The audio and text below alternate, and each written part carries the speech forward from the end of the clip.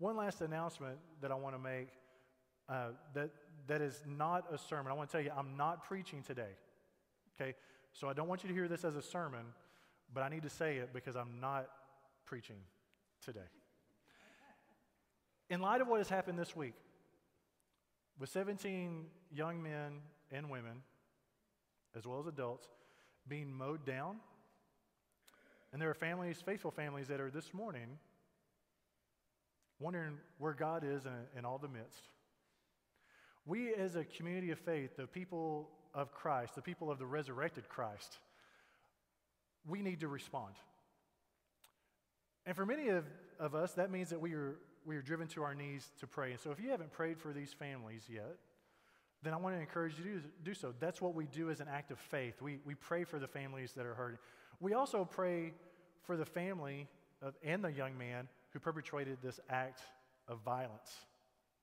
And yes, we also need to pray for our systems, that they will be redeemed through the power of the resurrection, that events like this will not happen again. So yes, prayer is very important. But I also want to encourage you as people of faith that you are to engage and you are to be a part of the process, not passively sit back and just pray. Our prayers, when we see God's kingdom come and God's will to be done, will always lead us to act. And I want to encourage you as a people of faith to act. Now, I'm going to step on toes, and I want to be an equal opportunity. So if I miss somebody, let me know, and I'll try to find a way to offend you here in just a few moments, okay? So let me tell you this.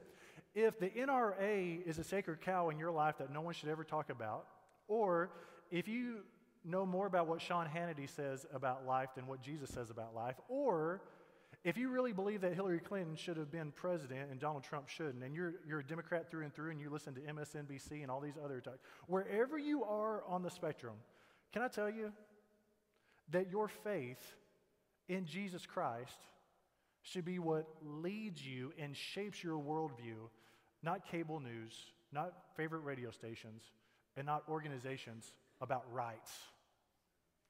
What should guide us is how Christ is leading us. And so I want to encourage you to engage in the process. Not just politically, but engage with your neighbors. Engage with the community.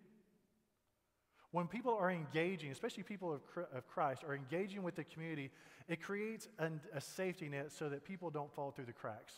And whether this guy was possessed by the devil, or whether he was mentally deranged, or whether he had never been brought up as to how to deal with stresses in life, it's our job as the people called Christian to create a community where no one falls through the cracks. And let me tell you, there's nothing in the world that says that same thing cannot happen here in Granbury, Texas. And we owe it to our kids, and we owe it to our families, and we owe it to our teachers and the next generations after us that we as a people of faith will not just passively sit back and watch things happen, but that we will engage to make sure it doesn't happen again.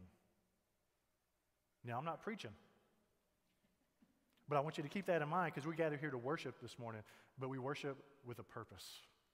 So if you have questions about that, or if I offended you in some way, fantastic. Email me, pull me aside, and let's visit, because if I didn't offend you, I should have.